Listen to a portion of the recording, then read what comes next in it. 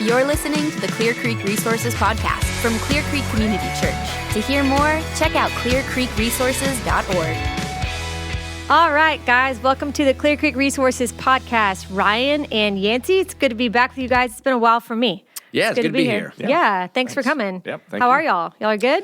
Doing good. Yeah. Yeah.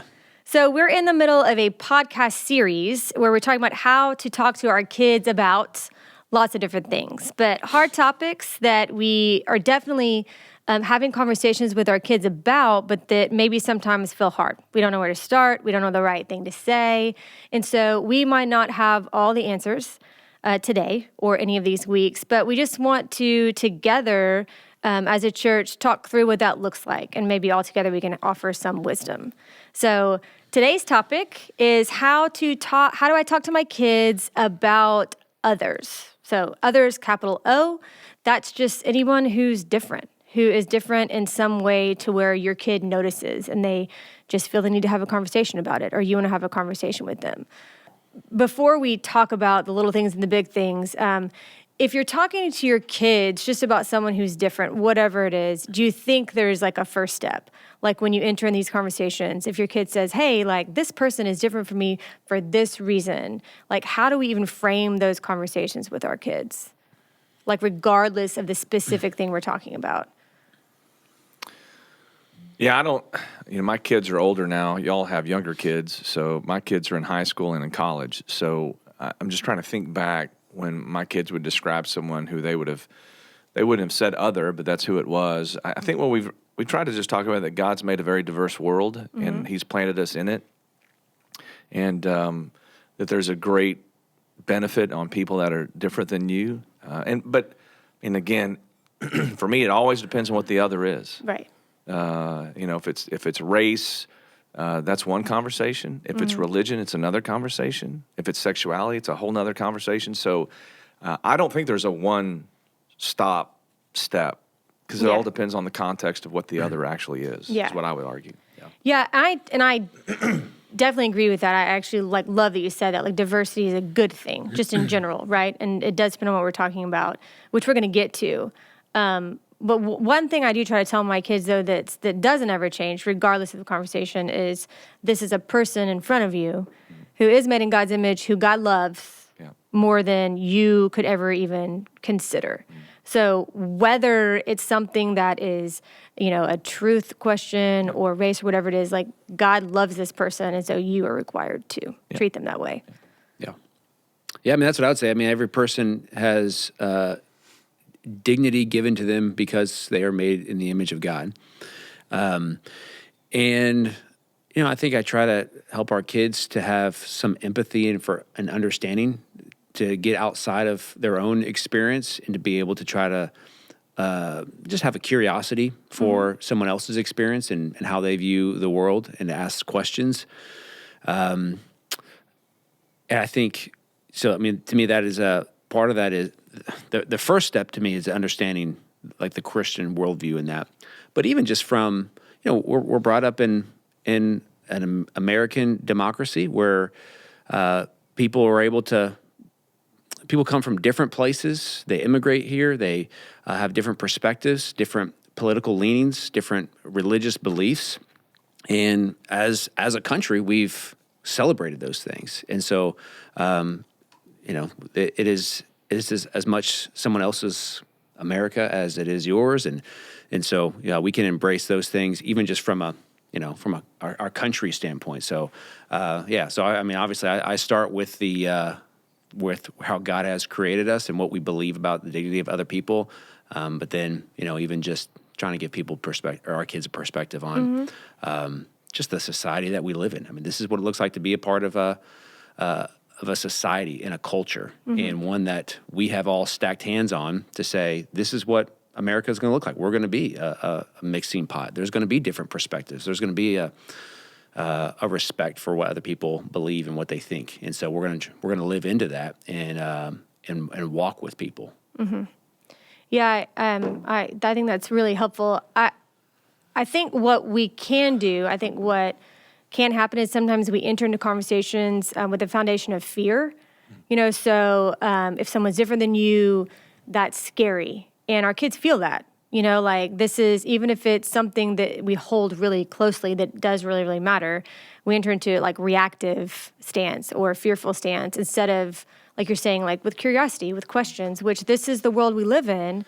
So it's like we can enter into those conversations and be okay with those conversations and not ask questions, be loving. And then, but I think the other side of that too is like making sure your kids, like you're saying, like they know what they believe. So because the challenge is our world drifts towards tribalism. So we want to say that everyone is different than us or believes different than us is bad, and we want to circle up with our people, and so we're afraid of, whatever that might be, and like that's just, I don't think that's a godly perspective, and I also just think it's not good for who we are as a society, like as a country, to try to divide up in those kinds of ways. And so I think we have to have that open-mindedness and be able to ask questions and, try to discover what someone believes and why they believe those things. And what it should be doing for us is to help solidify what we believe about those things as well. And so that it is that dance with our kids. That's kind of what, what we want to talk about here is, how do you help your kids know what they believe, but then also engage with other people who have a different perspective, a different history, different beliefs about whatever that might be, and to do that in a God-honoring way, and hopefully in a way that brings the gospel to bear in those conversations and in those relationships. Yeah. No, I was just going to say, excuse me, the tough part or the challenging part in all of that is trying to help your kids understand that we want to love everybody. God made everybody. Everybody has intrinsic value, as you said. They're beautiful, and but they're also broken. And that's where the second half of that challenge comes in. Is what happens if it's not just something. If the difference isn't just something by design, but it's something by a choice that Christian tradition would say would be even sinful, because that really is the conversation a lot with kids. Sure. And they've just leaned on their parents, and they kind of carry their parents' convictions all that. They don't know why they think what they think, and so that's the nuance of it all. Is that how do you thread the needle of saying, hey, we need to be loving towards everybody, and God's created all people, and the image of God is a real important thing, and yet at the same time, how are we able also to talk to them about, but we have some differences, and sometimes these differences aren't neutral. Yeah. They have moral value on them, and in a world that says your moral value is just as good as someone else's moral value, which is kind of gets lumped in with diversity. Yep. And that's the tough part of being a follower of Jesus in a multicultural world, where now Christianity is not the top ladder on the social rung. So that's the tough part. Yeah, I agree. I mean, I think one thing that I would want to be a part of, like a first step, is just to remember that how we're talking with our kids about these things is how they're going to talk to other people about these things. So whatever you want your kids to be showing, whether it's, curiosity or love or humility in the midst of this, we have to be showing that initially when we start. I just think that's a really big deal. But even when it comes to, you mentioned like there's all sorts of things we have to talk to our kids about, and a lot of it is about lifestyle. So the choices that we're making, because I have a kid who's in junior high now, one who's about to be, and that's usually what the conversation is right now. It's those, like, why can't I do this or say this or wear this or whatever it is. It's all sorts of lifestyle choices that are based on my beliefs. So those aren't huge categories, but they're real, especially to our kids. So how do you have those conversations? Well, one of the things that we've tried to do with our kids is, as they've grown up, just to say, hey, listen, we make no bones about it. We're followers of Jesus. And your mom and dad are followers of Jesus. And now all my kids have made professions of faith fairly early on in their childhood and were baptized. And hopefully it felt like that was on their own initiative. We didn't pressure them on any of that stuff. But we just said, this is, if every family is a different kind of colony in a very diverse world, our colony is about King Jesus. And whatever Jesus says and whatever the values are of his kingdom, that's what we're running after. And that's going to agree with some people, and it's going to disagree with some people. And that's going to cause your mom and dad as not only followers of Jesus, but parents who are followers of Jesus. We're gonna make decisions on how best we honor Jesus and his kingdom in how we parent you. So you're not going to get to make every decision. You're not even the center of our family. Frankly, your mom and I, we're not each other's center of our marriage. Jesus is the center to all of it. And so, I mean, we're just very honest with our kids about that. And we just tell them there's going to be times where you're going to want to dress like your friends or talk like your friends or act like your friends and, behave in ways that we don't think is befitting of being a citizen of the kingdom of God. And our job is to help ensure as best as we can that we try to model the heart and life of Jesus and how we live. And we won't be perfect at that. We won't get it right all the time. But we also know that you're going to be interacting with kids and families that do not believe what we believe. You're going to be interacting with a lot of kids and families that say they believe what we believe, but don't live that way. They're kind of I've told my kids, we have cultural Christians. We have people that like to go to a church service and they sit in there and they walk out and they want their kids to kind of be moral, but they don't really have a real heart for Jesus. If really you could just lay the truth bare, and so they're going to let their kids make decisions that we're not going to let our kids make. And then we also have to say, because again, it's never an easy, it's a nuanced conversation. We're going to have families that really are trying to follow Jesus, and we're still not going to agree on some things. And these aren't on the central things. They may be like, I'm okay for my kid to watch this show, and we're not. And we might be okay to send our kid to that kind of a dance, and they're not. So we just have to understand that I'm responsible, for my 3 children. I'm responsible, guys, if I were talking to them as your dad. I got to make the best decisions with your mom in hand to think, what do we do here? And that's how we presented it to our kids, and we have to continually, or had to, especially early on, remind them of that. When they see all of their friends, and in their world, it's all of them, when all of my friends are doing this, wearing that, saying this, watching that, have access to this, why do they all get a phone and I don't? Why do they get to have TikTok, I don't? Why do they have to see that they get to see this movie? Why did they get to go to Taylor Swift and I didn't? And again, I'm not trying to make a marker whether you should or shouldn't or any of those things. I'm just saying there's just decisions parents make on a spectrum, and they're trying to do the best they can. And so you gotta help your kids walk through that, but you can't just tell them the what. You have to tell them the why. Here's why. And then just go, listen, when you're a parent, you can do it the way you want to do it. This is the best we know how to do it in following Jesus. And if we mess up, we'll just repent and try to do better. That's what we've done with our kids, for better or for worse. Yeah, I mean, it's what you're trying to do is help your kids develop a biblical worldview. And that's going to, it probably starts off more telling them what to believe. And then as they get older, you're helping them to discover why they believe what they believe and help them to work through all those different questions. And you're wrestling through in real time, and you're teaching them either explicitly in how you say it or even just implicitly in how you model what does it look like to wrestle through these different questions. Like, there's a new social media app that's out there. All right, how should a Christian engage or not engage in this app? And as Nancy said, you might get it wrong, and you may have to change, but they're seeing you wrestle through that from a biblical worldview. What does the gospel say this? What is the godly way and the wise way to live into this as a follower of Jesus? And so it's super helpful to know what a biblical worldview is. Like, as a parent, I mean, that sounds really basic, but really, like, if we're having these conversations with our kids, like, we need to know what is a biblical worldview so that then we can have all these nuanced conversations with confidence. Yeah, I mean, you have to, as a follower of Jesus, you have to saturate your life with the Bible. You have to read and hear and just try to hear from God on a regular basis, whatever that looks like for you, whatever that rhythm looks like. That's one.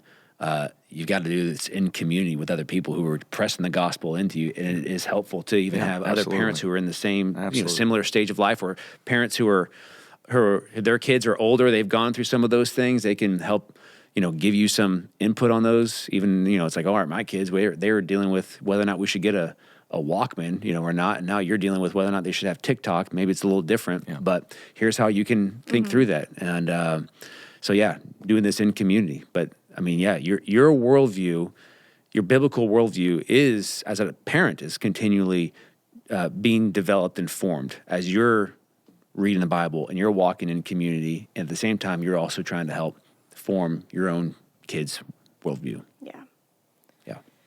Yeah. So we're really talking right now about what it looks like to explain to our kids, which is half the conversation. Here's why. Here's why we make these choices. You might look different, right? You might feel like the other because you're different. But then how do we talk to them about how they interact with other people about those choices or those differences? Because for me, I found that that's part of the battle too. So I'll give you an example. One of my kids came home, I'm not gonna say which one, and they just randomly at dinner just yelled like the name of Jesus in vain. And Aaron and I that's my husband, we just looked at him and we were like, what? Well, let's see. That narrows it down. It's one of two. It's not one, it's just one and or two. we were like, what? Like, what did you just say? And he really did. He says he had no idea. And we were like, you don't ever say that again. And you're grounded and all these things, just bawling. And he was like, why? I didn't know. And we were like, where'd you hear it? He said, everyone, just like you said. Yeah. Everyone says that. Everyone says that. And we're like, that's not true. He said, everyone says it.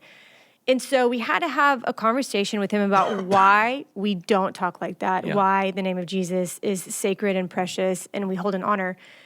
But then he goes with everyone else. And, I don't know if I want him telling every single person he sees, like, hey, what are you saying?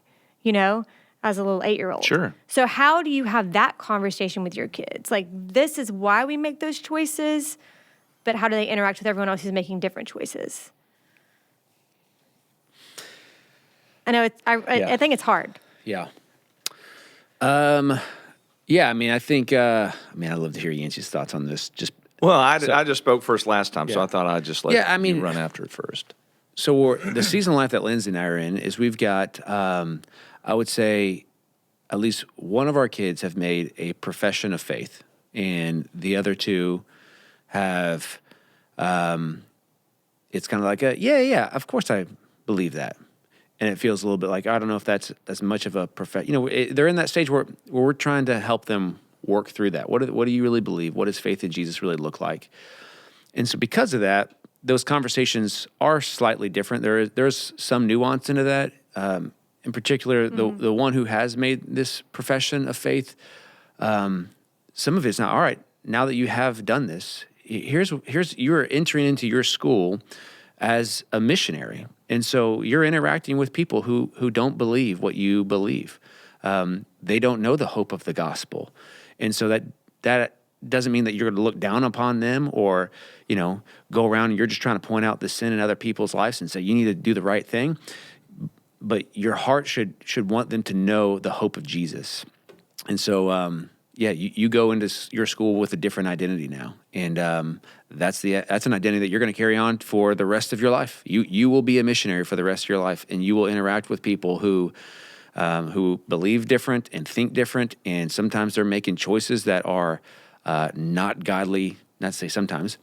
Many times people are not going to be making godly choices in their lives. And so how do you interact with those people? How do you love them? How do you share the good news of the gospel with them? And it starts now, in whatever grade you're in. So that's one way that we've talked about that with our kids. Yeah, I think just even listening to you talk about it, it's another, you talked about worldview before. So understanding that there really is a different worldview. And I think part of why having all of these conversations is good is because then your kids have expectations that it is going to be different. So they're not like, well, I don't like, why is it different? Well, going into it, or just, it's a continuing conversation, but you really are going to look different sometimes. Yeah. And you're going to have to be okay with that. And your job is not to make everyone else conform. That's God's job, but you are going to be different. Yeah. Yeah. And that's a hard thing for kids. Yes. So this particular child of ours that has made this profession of faith, he has a desire to fit in with other people. He wants to be liked. He wants to do what other people are doing. He wants to use the same words that everyone else is using. And it's so far in this school year, it's like he's starting to see the conflict with that, and it's like, all right, the Spirit's working in his heart. He's realizing that I may not be able to fit in my whole life, And so, yeah, it's a hard thing, especially because I relate to that, because that's like, we have the same personality, And so it's been good for him to see, the reality sets in that following Jesus impacts everything. Yeah. And so when you said, I'm all in, you're all in. And that changes how you relate and how you think and what you believe and how you, all that stuff. So, and it's hard when you're older, and it's also hard when you're in junior high. I mean, I think like it's your world. It's your world. Yeah, and it's like always, everybody does this. It's like, I'm going to be different than everybody. Yeah. And while that's not necessarily true, then it's not necessarily true when you're adult. Right. It can feel that way. It feels like that. And I think just as far as having conversations with your kids, like with that reality, like going into that with empathy, just empathy for like, hey, I'm not saying this is going to be easy, but also expectations, but this is still what it means is so helpful, which is what you're talking about. Yeah.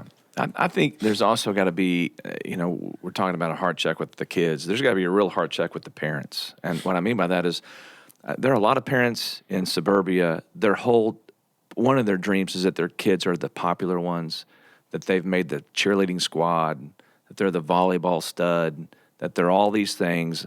And not that you can't have those dreams for your kids. I think those are fine dreams. But sometimes the price they're willing to pay is, I want my kid to not only fit in, I want my kid to rise to the top. I want my kid to be the popular one. And I'm not too sure there are a lot of parents that don't subconsciously have that going on. Oh, your kid doesn't make the team. And it's not just hard. It's like so devastating because it's not because they're not going to play on the field. It's because of what it does to their social system. And I think parents have to check their own heart, because if you're going to call your kid to follow Jesus, that may risk some popularity. That might even suffer some, I don't know if this is too strong a word, some abuse or bullying or neglect.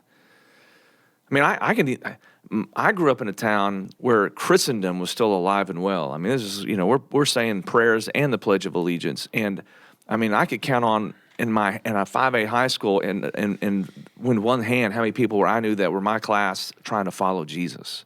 But everyone said they were following Jesus. And so I just think we kind of got to look reality and truth both in the eye, saying, what do we really want for our kids? Because sometimes we're a little duplicitous. We say one thing, but we act a different way because we want our kids to follow Jesus, but we want them to also have all these other things because, that's important to them. And you're right. It is I would think especially for junior high, but really high school as well. Everyone wants to be accepted. Everyone wants to follow the styles. Everyone wants to do these other things. And the question that, again, the $1 million question is, how do you do that in a way where you still have integrity as a follower of Jesus in your witness, as a missionary?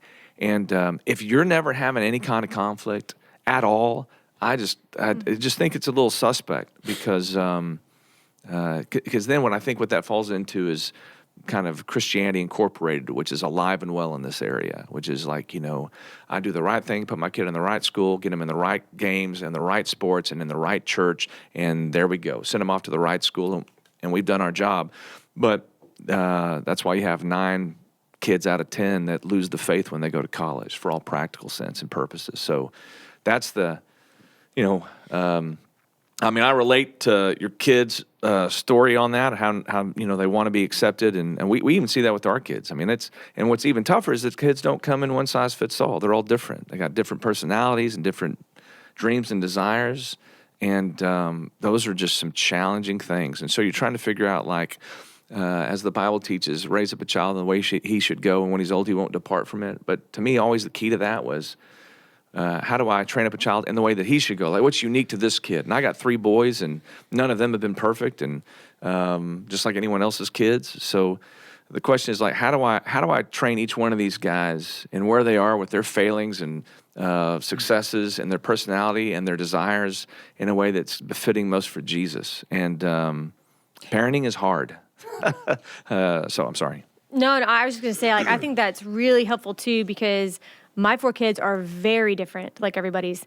And I have one kid who will always struggle more with just wanting to fit in. Mm-hmm. And I have another kid who probably their struggle is going to be being a little bit judgmental like I'm going to do the right thing. And then if someone's not doing the right thing, then they're not really a Christian and they're like not a good person. And I don't want either one of those things from my kids, because neither one of those are gospel centered, like that's what I don't want. Because I have one of my very best friends who is a fully devoted follower of Jesus now. One of her worst experiences was in Young Life in high school because she wasn't a Christian and she walked in and she was not welcome because the Christian kids in school made her feel less than, and so we also don't want that. Yeah. So know who you are, but also always love well because Jesus did. Yeah. You should have a robust theology of sin. If you're going to raise kids, you need to realize those kids are little sinners and they're going to sin a lot. And by the way, they're being raised by parents who are sinners as well, and they're going to sin a lot. Now, when I mean by a lot, we just have a habitual practice of sin that we're trying to fight and grow in holiness. And so, I'm not expecting my kids to be St. Francis of Assisi. My kids are impulsive. They still have hormones that are going all over the place. There's a bunch of things that are fraught with danger because they're children. And I treat them as children. They're not adults, they're kids. And so, but I also tell them those kinds of things. Like, listen, I get you got a lot of stuff going on, right?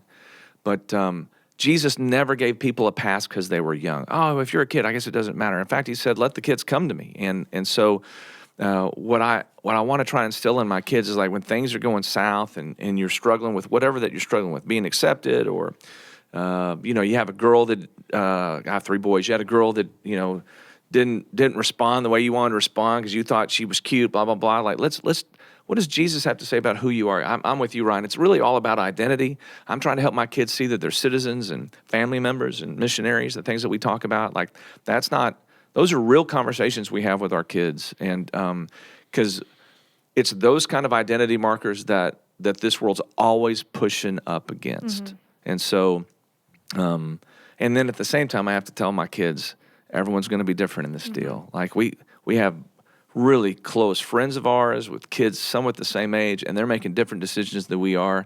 And they'll be like, because it's always this way. It's probably how I was. What, Dad? But that person, one of your best friends, Dad, his kids get to do that. I'm like, that's right. He's the parent of that kid, and that's his job.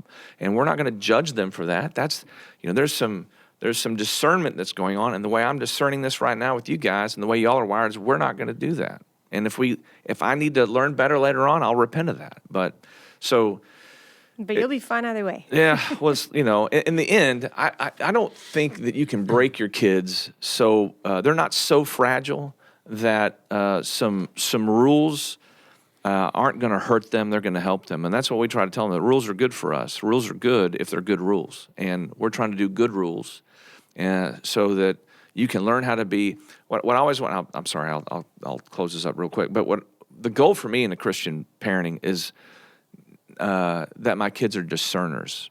That's all I care about. It means they got to have good theology. They got to know how to understand the Bible. They got to live in Christian community. And when those things happen, I'm hoping instead of me making decisions for them, they're slowly making their own decisions. Then I'm letting them make all their decisions. So I go from being kind of I'm always their parent, but I go from being their instructor to kind of being their coach to kind of being the guy that just roots them on from the stands. So as I said, I've got my middle son off in college. You're gone, kid. It's all on you now. I'm here to help and encourage you. You better start discerning now. But actually, you had to start discerning before you ever got there. So that's kind of been it for us. But it's always an ongoing project, but it's a moving target, and you have to be able to adapt as they get older. Or what happens is you'll be that curmudgeon of a parent that still has all these rules, and your kids are a senior, and they're going to get better because it's really not about gospel at this point. It's about your need to control. Mm-hmm. And without getting into a whole nother sermon, those are the kind of things it's what makes parenting hard. Yeah. And more of an art than a science. Well, Ryan said in the very beginning, it's great. What Ryan said in the very beginning was, encourage curiosity. And I think even as a parent, if we're curious with our kids, because what sometimes feels to me at least easier to do is say, hey, this is what we're doing, and even this is why, but it can be a one-sided conversation. Yeah. And I think what can be helpful is like, hey, tell me why you made that choice. Tell me really why you want to go there or do that. And letting it be a conversation from the beginning, it takes more time and more patience. But I think in the long run, then you're developing what is you're developing that identity and worldview together. And you can do the same thing about other people. Well, why are they doing that? This person who you are frustrated with or who's doing something differently, well, let's think about why they might be doing that. Let's try to have empathy. I just think curiosity helps with all of that. Very helpful. Yep. Okay, so we Such talked a good about... answer. You looked at me like I was Such a good gonna say answer something that we else. didn't have. No, that's all I got. But yeah, you're good. That was really a You great look answer. like you wanted to say something So- brilliant. I was that just a- waiting. No, that was a brilliant Nope, response. that was it. I got nothing I don't either. I don't want to beat that. I That's not can't. true. That's too good. Okay, so we're talking about lifestyle, but when it comes to thinking about people who are different, there are those big topics, the topics you're not supposed to talk about with polite company, right? Politics, religion, race. And so those are different kinds of conversations for the most part than what we're talking about. So when it comes to those conversations, how do we think about just talking to our kids? We can sort of run through that list, just like start with race. How do we even have the conversations? I'm not asking you to give all the answers, but how do we even develop conversations about something that our culture is talking about a lot, that we want our kids to be able to engage with a gospel perspective? Well, again, how I would answer this with older kids, about 2 or 3 years ago, I told my kids, I wanted them to come meet with me once a week. It sounds like they don't live with me. Come meet with me once a week with their friends. And we were going to go over we were going to go through a book together that really talked about most all of these issues, in a kind of a gospel-centered way, walking through text of Scripture with some ways that Christians should think and to kind of train them on more how a Christian worldview would bring itself to bear on these kinds of issues. And I don't know, I think we did it for like 4 to 6 weeks. And so they not only came, they brought their friends. And so we knew these are friends of ours, most all of them, I think. All of them from Clear Creek. And so we asked their parents to come. It was funny. All the dads came. None of the wives came because once the guys started to come, they're like, no, we just want the guys to be here. Mm-hmm. So, but the kids were a mixed group, boys and girls. And so we wanted to get on the forefront and take the initiative to say, listen, let's start addressing these things, not because something's happened to you or someone said something to you or you saw something, although probably all those things had already happened. But like, we want to take the initiative to walk you through some stuff, and let's just dialogue together. I'm fairly confident I know what I need to know about a lot of those issues.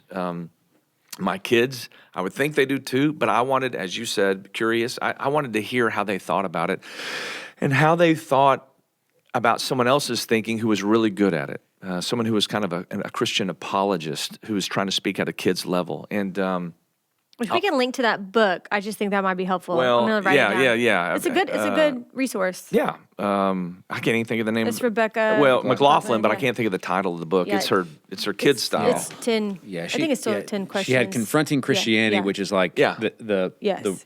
regular one, I guess, and then she had like 10 questions That's every it. teen Yeah. needs Yes. to answer. So it's kind of that version of I'm so sorry. Confronting It's Christianity. So we did that, and what was great is my kids loved it. Like they didn't want to miss it. It's real for them. The kid I didn't think would talk that much talked more than anybody, and it was. I'm hoping years from now, regardless of what actually we talked about, that my sons go, that was a marker for us in our own spiritual development, because we got to talk about things that everyone else is talking about in our world. Our parents are scared to talk to us about it, but we just did it and it was great because we did it with other parents in the room. And it wasn't like, you kids need, it was like, let's just hear.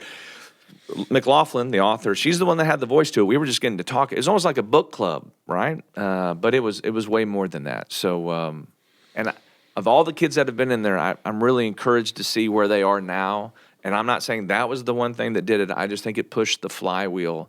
The Spirit might have used that in their own development. So that's how we've tried to do it. That's an example of how we tried to get in front of that. That's really helpful for lots of reasons, but in all the conversations that we're talking about in this podcast series, parents do not have to have all the answers, right? No.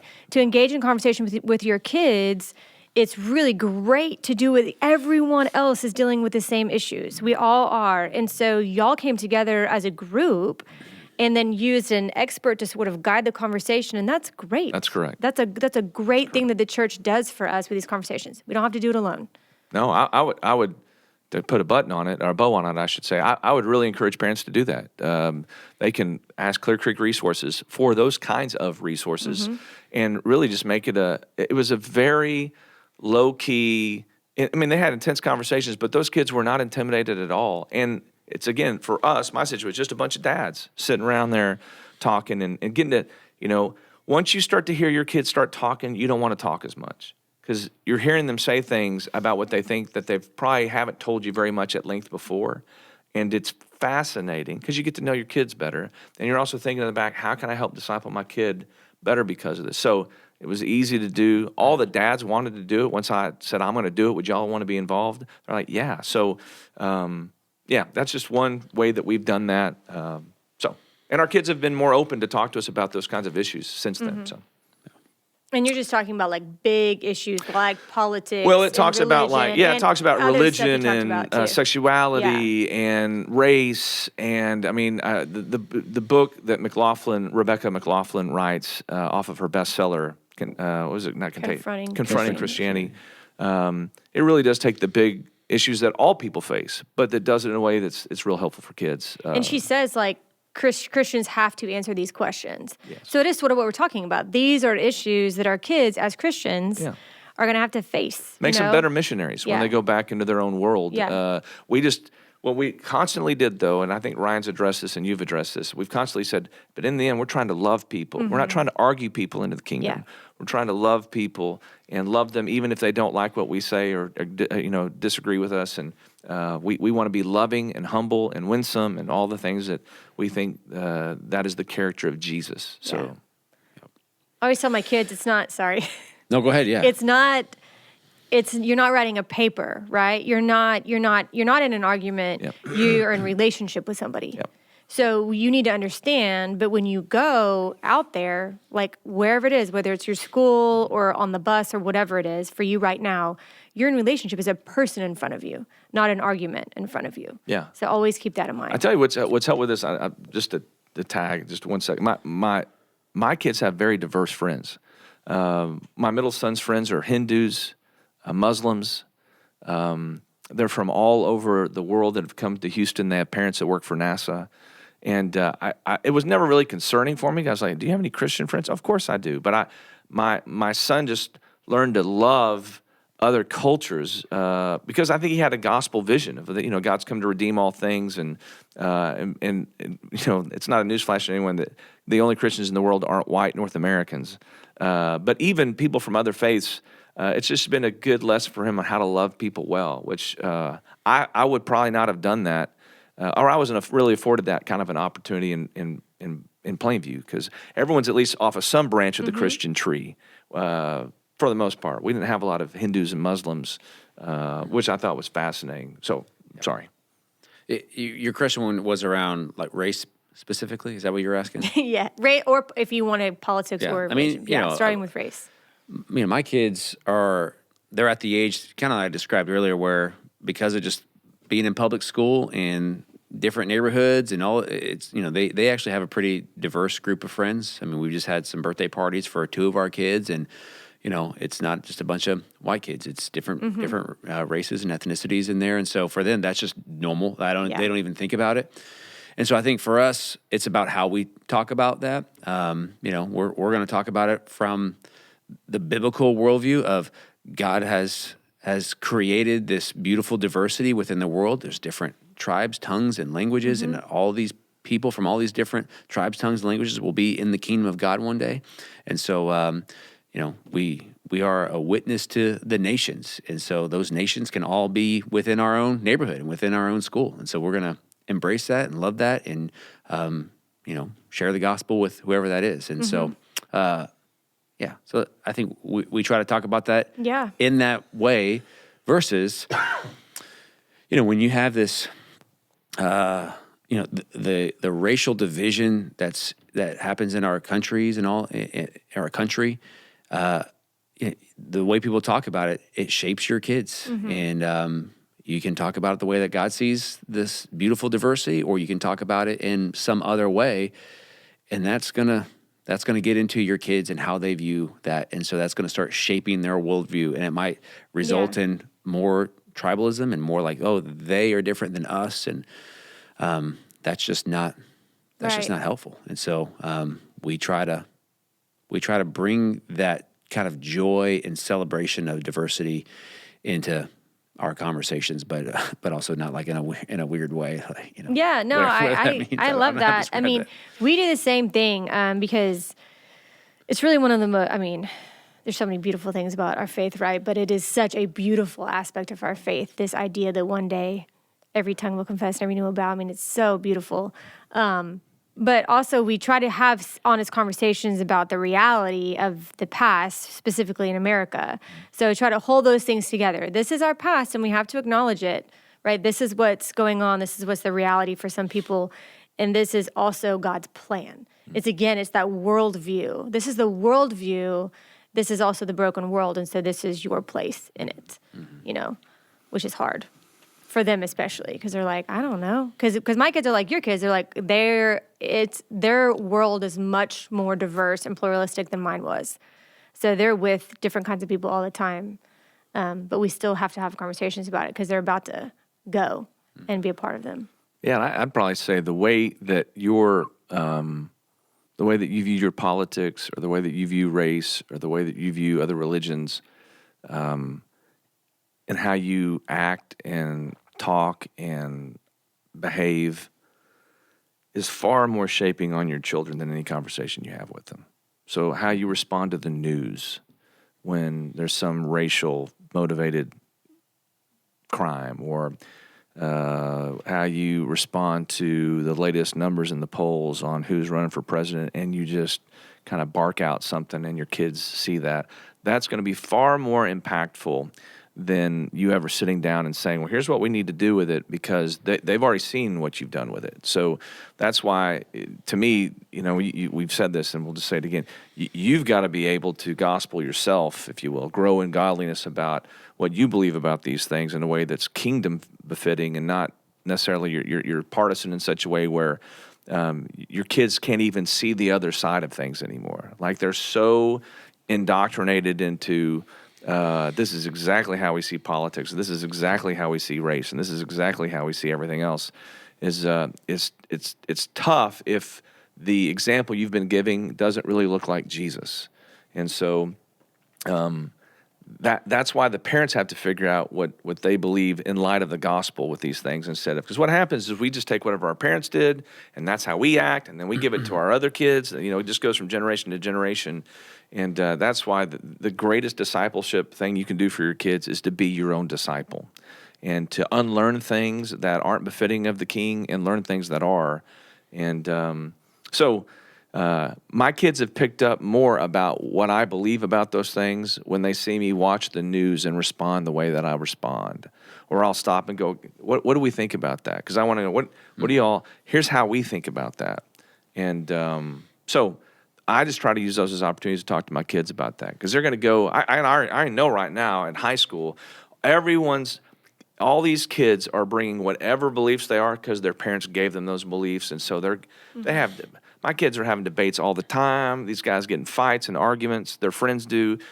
And everyone's an expert on all these issues because their parents told them this is what they need to believe. And I'm not dogging that. I'm just saying if we're going to pour that into our children, we need to make sure that we're doing that in a way where it looks a whole lot like Jesus and a less like us. Mm-hmm. So it is. It's so true. I mean, my kids are in elementary school, and it's the same thing there. It's like, my kid will come back and be like, so-and-so said this. Yeah, everyone thinks this. Everyone do this. Oh, this is who I would vote for. And this is this person bad or good? Are they, because that's how it's black or white and their thinking. And only for elementary school kids. Yeah, it's hilarious to hear. Because I'll ask them, well, why do they think that? Why would your friend vote for this person? And obviously it's comical to hear a kid try to articulate a political position. But yeah, I mean, it's how you respond to news, how you respond to politics, race, all those different things. It is ingrained. It is indoctrinated into your kids, and people don't like that word, but it's like, no matter who you are indoctrinating your kid. And so, and you are with what you believe and also, like you said, how you respond. Yep. So how you're treating people who maybe did not come to the same decision you did. You know, so however you are speaking about someone who thinks differently or is different, that's how your kids are going to speak and think about the other people. So if it is they are evil or, you know, they shouldn't exist or whatever it is, that's how your kid is going to start to think. Because my kids have said it plenty of times. So-and-so says if you vote this way, you're going to hell. Excuse me, we might have moved that, but No. that's what they say. I mean, actually, hell's a real place. I know it is. Jesus said that. I think you're I don't okay. think I've ever said that. You're grounded for a month. You can say hell, but you can't say Jesus I was hell. like, oh no. But they really have, and it's like, well, let's talk about that. Yep. But that's really how kids, they want to know, and when they see their parents responding that way, they're going to do the same thing, like you said. Part of my conversation with my kids is to say, let me just tell you how this is going to go. I'm going to tell you how it's going to go. It's going to go like this. These kids are going to have parents that are all fired up about this person or that person, and they're going to pour that excitement into the person they like, and they're going to pour their vitriol or their hatred into the person they don't like. And so they're going to idolize one and demonize the other. And this is how it's going to look when you go to school. Your friends are going to talk like this. They're going to say, this one guy's like Jesus, essentially, and the other guy's like the devil. And that you can't even be a Christian to vote for one person over another. And they'll be like, oh my gosh, Dad, that's exactly what they do. I said, all right, so now that you know the plan, their strategy, here's how we're going to do that. Like, we're going to find like what's good about all of these people and what's bad about all of them. So you can recognize that no one's usually completely, utterly evil, and the other person is completely and utterly perfect, because Jesus never talked like that.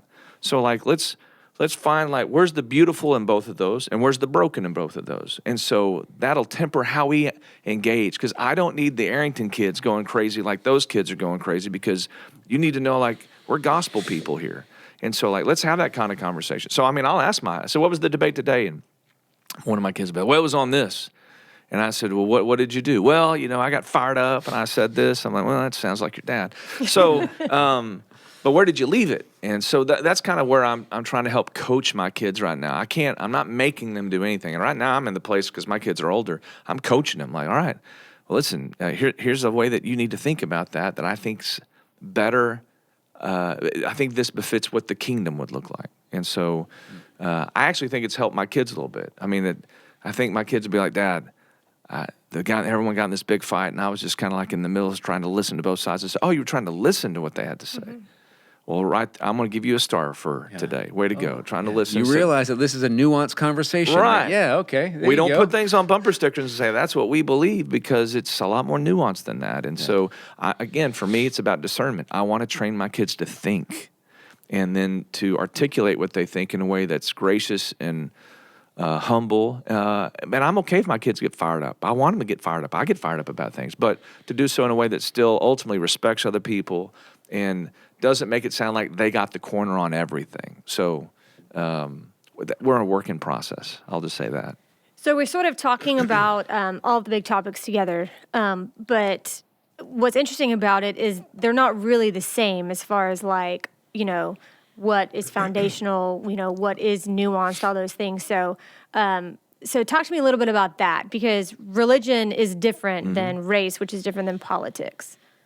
So how do we have those conversations a little bit differently, right? So if we're talking about religion, are we the middleman in the same way? Maybe we are. What do you think? Well, obviously, or in maybe not so obvious. No, yeah. Hey, we're Christians. We believe this is the truth. They're not. So we're going to disagree on what's true. We're going to disagree on. So what I just try to help my kids see it very simply. So there's either one of two ways that we come to God. We either come to God by grace, or we come to God by works. And Christianity is the only one I know that comes to God by grace through the work that God's already done for us. Everything else, every other religion, it doesn't even matter what you call it. Any one of them are all building a ladder to God, and Jesus has come down the ladder, if you will, to us. So that's where we don't negotiate. We're not negotiating that. And so, but we ought to be able to hear people and ask them why they believe what they believe and still love them. But I want my kids to be missionaries. I don't want them just to be isolated, sitting on their hands, not doing anything. I want them to win their friends to Jesus. We have an agenda. as Christians, we have an agenda. It's called the Great Commission. And so in a world that says everyone's beliefs are equally valid, everyone's truth is their truth, the Arringtons don't believe that. At least I've tried to raise my kids that that's not how the Bible teaches truth. All truth comes from God, and God's people are his true people, and Jesus is the true Savior.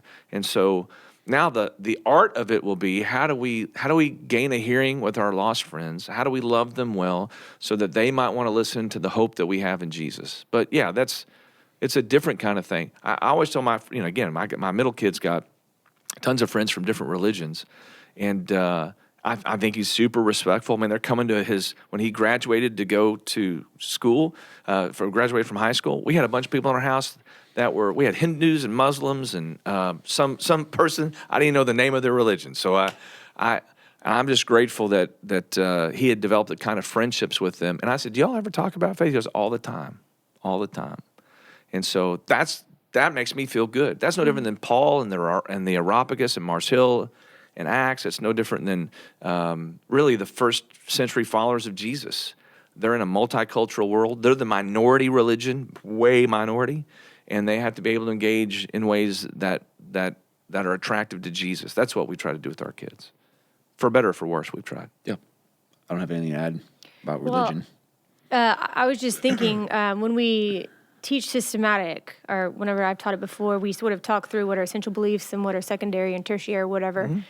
And I think that's sort of applicable here, like your faith, what you believe about Jesus, your Christianity, that's written in stone, and then everything else is not, whether, we celebrate race and diversity, but there's all these issues that people have different conversations about, where it's politics, like open-handed. Yeah. But sometimes we mix those up, and other things are written in stone, and our faith can be written in sand. And so I think just remembering, like you guys have been saying the whole time, it really starts with your worldview, with your faith in Christ and what that means.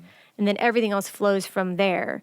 Because there's a difference between having nuanced conversations and just being, embracing relativism completely. Sure. Because that can sort of be the challenge for our kids.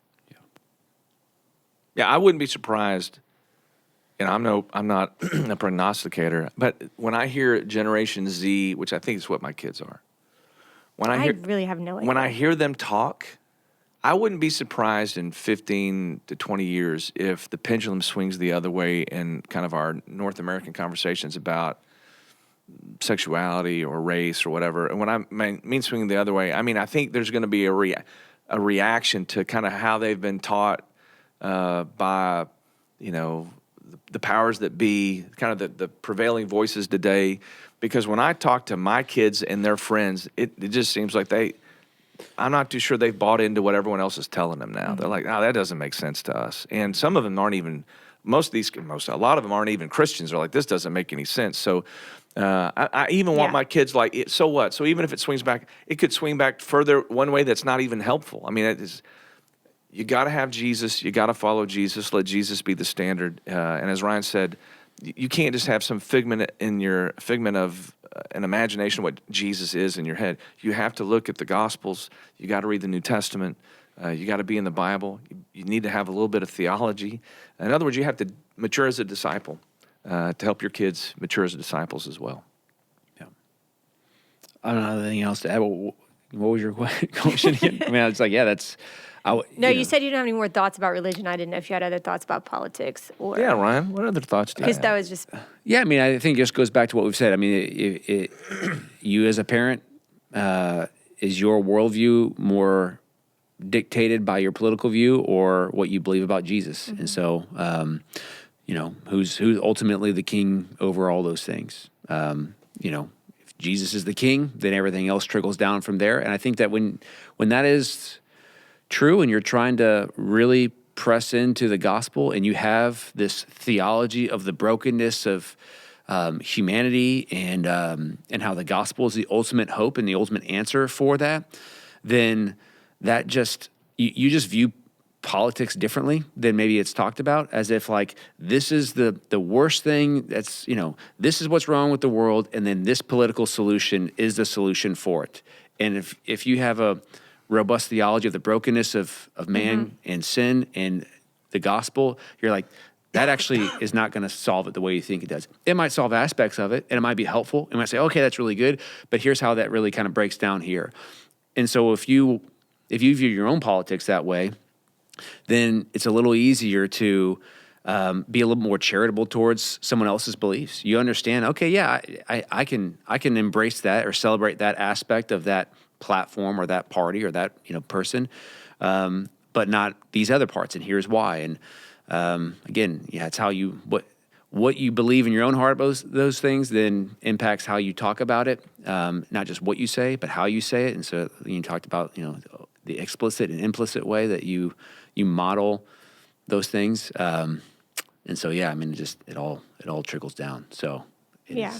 You're probably going to live in such a way, hopefully, in this climate, if your kids are really following Jesus, and if we're really following Jesus, when it comes to these kind of issues, we're going to have people that, and this isn't a new thought, you're gonna agree it sometimes and disagree it sometimes. So you're gonna have one side that loves what you think, the other side hates it, but on this next issue, that other side loves it, and now this side hates it because you're not partial to one side or the other. You're partial to Jesus as King, and so as all you're trying to do is divine what Jesus has said about these things at the heart of the issue, and trying to figure out what's the best way that we live that out as followers of Jesus.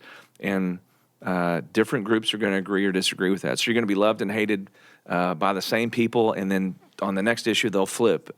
So I've just tried to prepare my kids. That's kind of the way of Jesus, at least in this context. And so don't get so happy when they love you, and so down when they hate you. The very next day they may switch based on you saying something else, like, well, this is what I think we ought to do with following. It's what I think Jesus says here. And so I hope that's been helpful for our kids.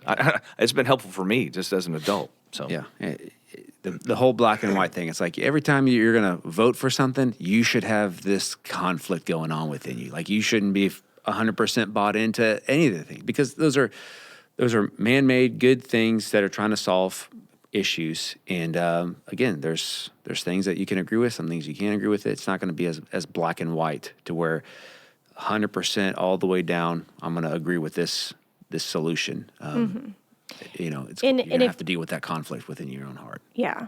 And if you can acknowledge that as reality of our broken world, and in your own broken heart too, then that can give you the humility to love people well. Absolutely.